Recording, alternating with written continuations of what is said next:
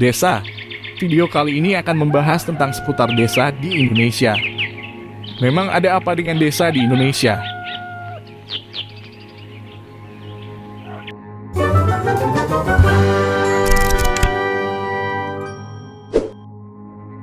Desa adalah kesatuan wilayah yang dihuni oleh sejumlah keluarga yang mempunyai sistem pemerintahan sendiri. Di Indonesia, istilah desa adalah pembagian wilayah administratif di bawah kecamatan yang dipimpin oleh kepala desa. Di Indonesia sendiri, jumlah desa menurut data dari Direktorat Jenderal Kependudukan dan Pencatatan Sipil Kementerian Dalam Negeri, terdapat 83.381 desa atau kelurahan yang tersebar di 34 provinsi. Dari sekian banyak desa tersebut, tentunya akan memiliki beragam budaya dan kearifan lokal yang berbeda tiap daerahnya.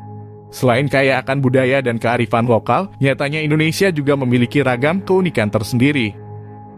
Salah satunya adalah nama-nama desa yang terkesan horor dan tentu saja unik. Berikut beberapa nama desa di Indonesia yang terkesan horor dan unik. Yang pertama ada Desa Pocong. Sebuah desa yang memiliki kisah mistis di balik namanya. Desa Pocong ini berada di Pulau Madura, tepatnya di Kabupaten Bangkalan, Kecamatan Tragah. Desa Pocong merupakan salah satu desa tertua di Pulau Madura. Penamaan desa ini terdapat beberapa rumor yang identik dengan kejadian mistis. Konon katanya desa ini dulunya adalah hutan belantara yang sangat angker karena tidak pernah dijamah manusia. Kemudian di sekitar hutan belantara ini mulai dihuni beberapa penduduk. Mitosnya penduduk yang tinggal di desa tersebut sering melihat penampakan hantu pocong. Bahkan konon ceritanya selama 40 hari setiap malam, warga pada kala itu diteror pocong. Penduduk sampai-sampai menutup rumah rapat-rapat dan menaruh jimat agar tidak diteror hantu pocong. Seringnya dihantui penampakan pocong ini, sehingga desa tersebut dinamakan Desa Pocong.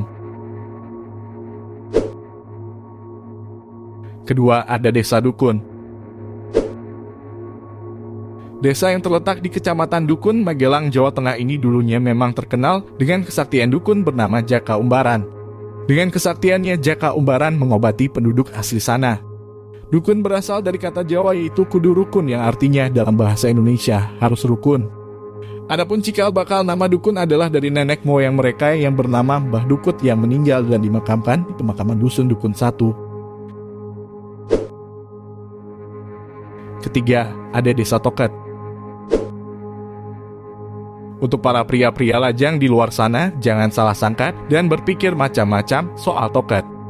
Karena memang ada nama desa itu di Kecamatan Propo, Kabupaten Pamekasan, Pulau Madura yang diberi nama Desa Toket. Siapa sangka nama desa yang terkesan vulgar ini terkenal sebagai penghasil batik di Pamekasan. Selanjutnya ada Desa Siluman. Desa Siluman ini terletak di Kecamatan Pabuaran, Kabupaten Subang, Jawa Barat. Desa Siluman sendiri merupakan hasil pemekaran wilayah dari Desa Kadawung sejak awal abad ke-19. Awal mula nama Siluman diambil dari nama Sungai Cisiluman yang berada di Desa Kadawung. Selain itu, nama Siluman terdapat beberapa nilai sejarah seperti halnya di saat Indonesia yang masih dijajah oleh kolonial Belanda. Konon, para pejuang yang bersembunyi di Sungai Cisiluman tersebut tidak dapat ditemukan oleh para penjajah yang dirasakan hilang bak disembunyikan oleh siluman. Kelima, ada Dusun Koplak. Dusun ini berada di Desa Umbu Martani, Kecamatan Ngemplak, Kabupaten Sleman, Yogyakarta. Menurut warga sekitar, pemberian nama Koplak itu mengacu pada peristiwa zaman dahulu, yakni saat gerobak dan andong menjadi transportasi utama pada zaman itu. Dulu ketika belum ada transportasi bermesin, andong dan gerobak itu berhenti di Dusun Koplak. Nah, dulu namanya bukan Koplak, tapi Koplakan yang artinya tempat istirahat untuk andong dan gerobak dalam bahasa Jawa. Namun lambat laun orang tidak menyebut daerah itu Koplakan. Padahal dengan hanya menyebut Koplak, maknanya bergeser jauh. Kata koplak yang artinya tidak penuh seringkali dipakai untuk menyebut orang suatu kondisi yang kurang sempurna. Selanjutnya ada Desa Kandang Sapi. Desa Kandang Sapi ini terletak di Kecamatan Jenar, Kabupaten Sragen, Jawa Tengah. Nama Kandang Sapi secara historis diawali dari adanya Perang Mangkubumen pada dekade 1746 sampai 1757. Nama kandang sapi sebenarnya hanya kiasan karena sejarah itu penuh dengan kiasan. Dulu Bumi Sukowati merupakan daerah pusat perlawanan kolonial Belanda yang salah satu wilayahnya berada di Kabupaten Sragen. Maka dari itu, agar strategi tidak mudah dibaca penjajah, para pejuang zaman dulu menggunakan simbol-simbol tertentu. Biasanya simbol yang digunakan oleh para pejuang dengan menanam pohon jenis tertentu yang maknanya hanya dipahami warga lokal. Konon desa kandang sapi menjadi titik kumpul para pejuang saat bertarung melawan penjajah Belanda. Hal itu dibuktikan dengan banyaknya makam-makam para pejuang di desa tersebut. Selain itu, desa kandang sapi juga menjadi lokasi bertemunya Pangeran Mangkubumi dengan 27 orang pengikutnya, yang kemudian menjadi pasukan yang paling ditakuti penjajah Belanda. Selanjutnya, ada Desa Tutup. Eits, tapi tunggu dulu, desa ini bukan berarti desa yang tidak pernah buka alias tutup. Desa Tutup berada di Kecamatan Tunjungan, Kabupaten Blora, Jawa Tengah. Nama desa ini berasal dari nama sebuah tanaman, yaitu pohon tutup. Dan konon wilayah ini dulunya merupakan daerah yang tertutup. Sebagian orang mengenal Desa Tutup sebagai desa penghasil tempe. Meski di desa ini tidak terdapat pabrik besar pengolahan tempe, namun tempe hasil home industrinya tersebar di beberapa wilayah. Antara lain Blora, Grobogan, Rembang, Pati, Demak, bahkan hingga Bojonegoro, Jawa Timur. Salah satu tempe khas Desa Tutup yang terkenal adalah tempe daun jati. Kedelapan, ada Desa Montok. Buat para pria-pria di luar sana, jangan pada ngeres dulu ya pikirannya.